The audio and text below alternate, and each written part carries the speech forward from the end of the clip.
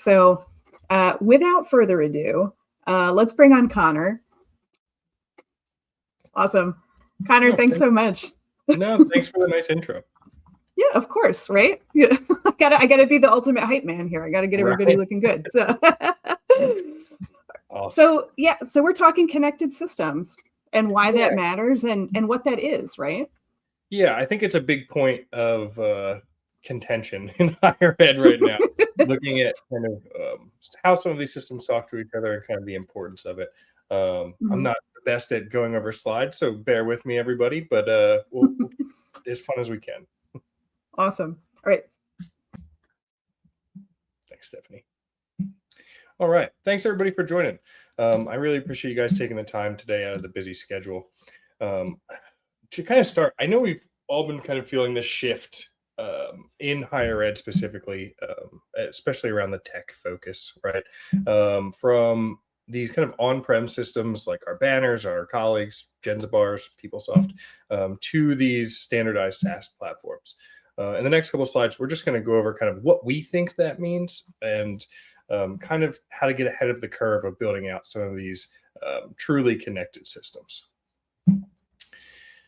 So this is kind of a fundamental shift in higher ed in general, moving away from kind of like the on-prem model with that direct database access, kind of tightly integrated processes, but it's all driven by the system itself, right? So if we're looking at something like Banner, building out custom tables, stuff like that, and moving to more of this kind of rigid, let's say standardized process in SaaS, and that does have its benefits, right? So like automatic upgrades, less infrastructure to manage, but really when we're looking at this, it's kind of moving to a API-driven kind of access point to those systems. In this world, when we're looking at the shift from direct database procedures to APIs, the connected system is kind of going to be key. We'll dive into that a little more.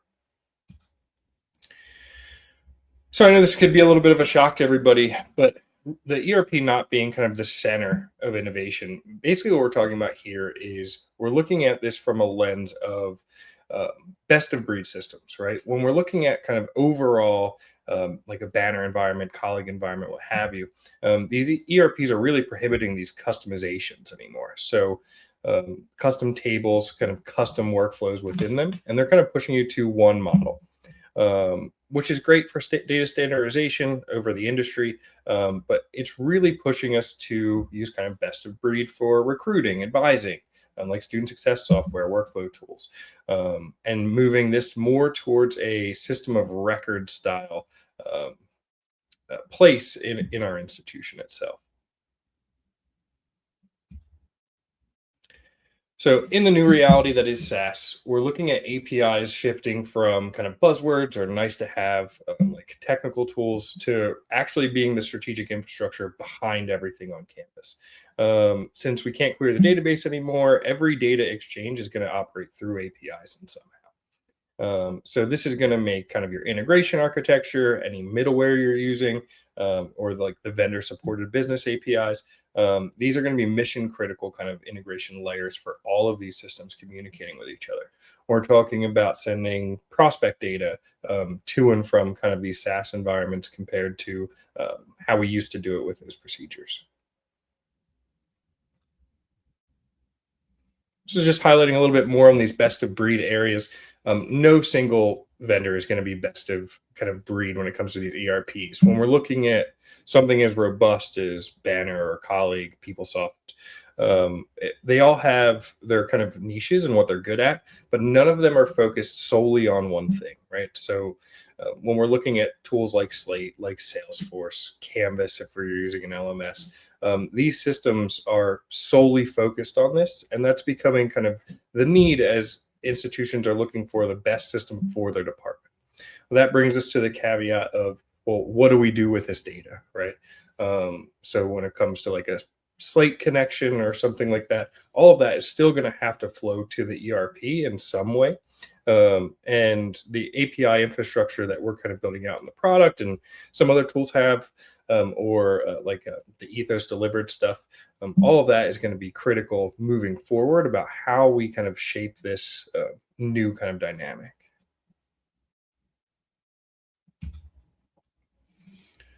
So the other shift too that we're looking at is the data becoming kind of an institutional asset, right? So while we're looking at enrollment forecasting, retention analysis, student success initiatives, right? All of this is going to depend on that clean data coming back and forth between the systems. When all of these systems are siloed off and we're just sending out like an Excel spreadsheet or something like that, data integrity is going to suffer. Those kind of reportings become inconsistent. So again, focusing on connecting all of these systems, being able to communicate, is just going to make everybody's life a little bit easier. So whether we're talking student-facing stuff like web forms coming out of Slate, how is that data going to kind of communicate with the ERP itself? And this kind of brings us back to having that kind of overall picture of the ERP being that reporting tool.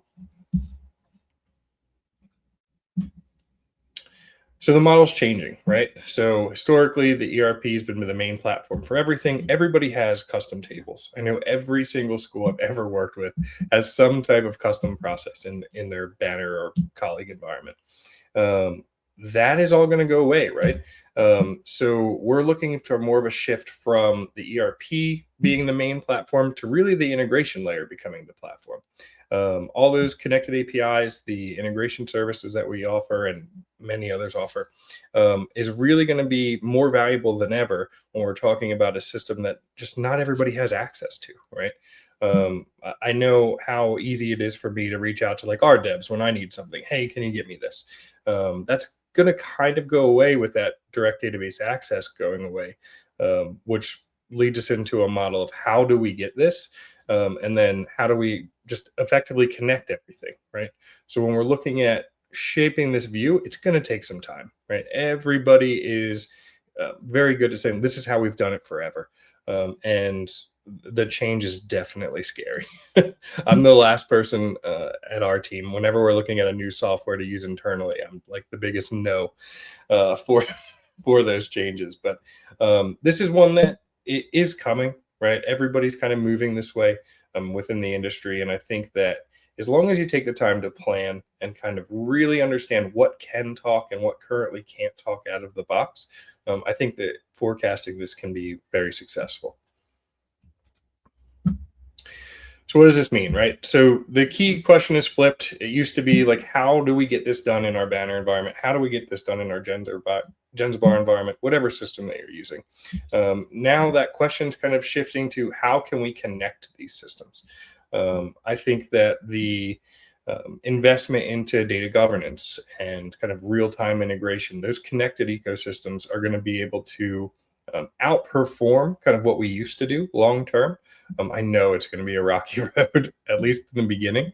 But when we're looking at this kind of technology becoming more valuable and more critical to our everyday kind of role, and then the reporting aspect that the institution needs itself, long term, I think it's going to be very competitive for institutions to kind of look into this a little bit more and not kind of just dive in. You know, I think if we take some time and really understand kind of the shift that is happening, we can all be pretty successful with it. So that's it for me. I probably went a little fast, but thanks everybody for the time. It was really nice chatting with everybody. And if there's any questions, also my email is going to be somewhere around here. If you guys have any questions, please reach out anytime. Thanks, everybody. Awesome. Thanks so much for that, Connor. That was, I thought, a really nice overview of, you know, sometimes I am an admitted, what would be the word? A Luddite. I do not like a change in technology. I do not want it. I work for a company that does, you know, give a change to your technology, but I myself am incredibly hesitant. But I think you brought up a lot of really important points that I know I see when I work with clients, right? Is, well, how did this even get like, you know, that we've discovered a problem, and how did this even get like this in the first place? Because somebody 15 years ago did this, right? And that's what we're doing now. And I think a lot of times, you know, embracing the opportunity, like you said, to make that change that actually in the long term is going to make your life better, because I know you don't like how some of it works right now. It's going to be a heavy road, Yeah. you know, like there's going to be bumps, and it's definitely just going to be a pain in the butt. But I think that as long as we can plan, you know what I mean, and look kind of down the road at what else we're using, that's going to be the important thing. Every department, rightfully so, I mean, I do this all the time, is worried about what they're doing today. When we switched to our CRM, you should have saw Jeff's text messages. I was not, you know, like, but at the end of the day, it helps because now the information that I get travels to you guys in the integration team. You know what I mean? And just one system can't do all that, you know? So I definitely think this forecasting is going to be beneficial for everybody. Awesome. No, I agree. I agree wholeheartedly. As somebody that sees the data side of it, right? I think it's going to make a big difference. Behind the curtain. I don't name names, you know, but yeah, I mean, I think everybody, no matter how big or small the institution, everybody struggles on a certain level with those things fundamentally. But yeah, awesome. Thank you so much for coming on. I think that was like a really nice way to put a potentially large, scary change into perspective, you know? Thanks. And thanks for having me. Yeah, of course.